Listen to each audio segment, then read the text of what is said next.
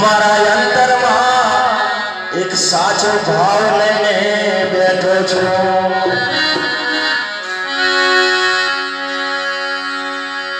આ ભજન ખાલી નાચવા કૂદવાનું નથી, જેને જેને શબ્દના પાન વાગ્યા છે ને એને જ ખબર પડે કેમ કે ધીરજરામ બાપુએ મને કહેલું કે જે કંઈક બને એટલું જ્ઞાન ભક્તોના હૃદયમાં ઉતારજો અને કઈક એવા જીવાત્માઓ સુતા હોય, કશું ખબર ના પડતી હોય, એવાને બે શબ્દ કાળમાં કહેજો।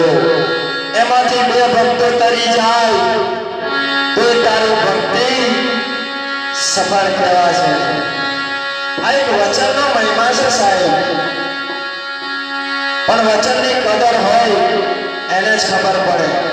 ઘણા તો દેખાવની ભક્તિ કરતા હોય, ઉપર ઉપર બતાવવાની ભક્તિ કરતા હોય, પણ જેને જેને ધીરજરામની કદર કરી છે એના વચનના મહિમાની એના હૃદયમાં સમજણ આવી છે કે મારો ગુરુ જે કંઈ મને કીધું એ મારા માટે એક કલ્યાણકારી છે અને પરમાત્મા સુધી પહોંચવાનો મને માર્ગ બતાવ્યો છે।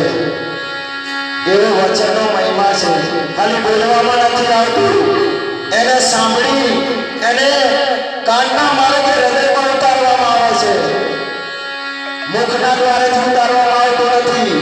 એ તો જઠરાગ્નિમાં બળીને ભસ્મ થઈ જાય છે, પણ સદગુરુ જ્યારે આપણા કાનમાં છુપી રીતે જે મંત્ર આપે છે એ મંત્રની કિંમત આપણે કરવાની છે, એને સ્વરૂપ કહેવાય। બાકી ખોટી વસ્તુ બજારમાં ઘણી દેખાય છે, એને પબ્લિક એની પાછળ કરે છે, જૂઠા જૂઠા સંગ કરે છે, પણ આપણા ગુરુનું વચન ખાલી વચનને ચાલી રાખવાનું છે, કઈ આપણે બીજું કરવાની જરૂર નથી। એવા આપણા ધીરજરામ બાપુના વચનનો પાવર છે। અરે વચન આપેલું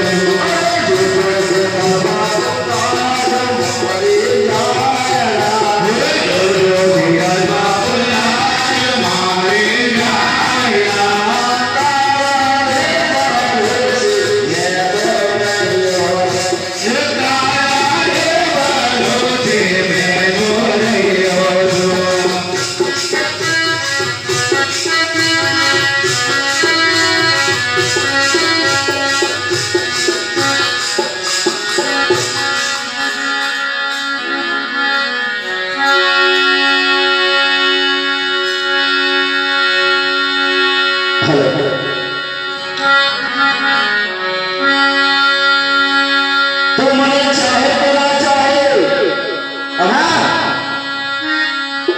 હું તમને ચાહનાર છું. તમારી નજરના તેજમાં હું જઈને મરનાર છું. તો તમે ચાહો એમ ના ચાહો, હું તમને ચાહનાર છું. આ તમારી નજરના તેજમાં હું જઈને મરનાર છું. આ શબ્દ એવું કહેવા માંગે છે, ગુરુ આપણને ચાહે કે ના ચાહે, એ આપણી કસોટી કરતા હોય કે મારો શિષ્ય કેટલામાં છે. પણ આપણે ઘરે જ રાખવું પડે આપણા ગુરુની. ગુરુનો દરબાર કરતા ભૂલાય નહીં.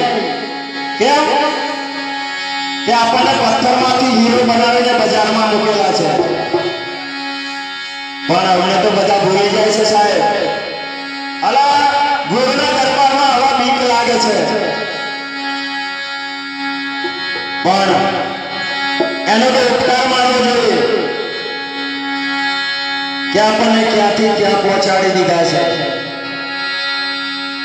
સાચા મનથી સાચા હૃદયથી આપણા ગુરુને ચાહવું પડે, તેના ખબર પડે કે મારા ગુરુનો પાવર કેવો છે.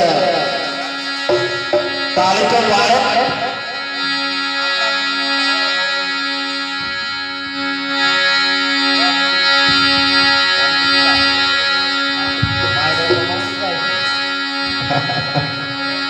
આજે તો મેં રંગમાં છું એટલે બોલવાનો.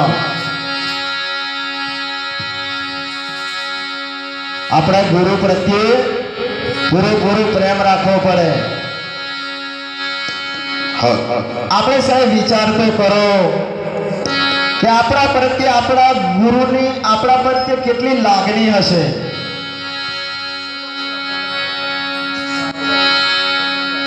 કે મારા ભક્તોને આ કળિયુગની અંદર નરકના દ્વારે ના જવું પડે, એટલા માટે આપણી પાછળ કેટલી મહેનત કરી છે. એમને આપણે બેઠા નથી.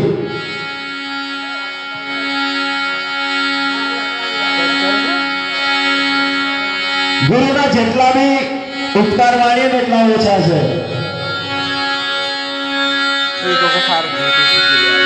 એટલે જેટલો બને એટલો આપણા ગુરુ પ્રત્યે પ્રેમ રાખવાનો.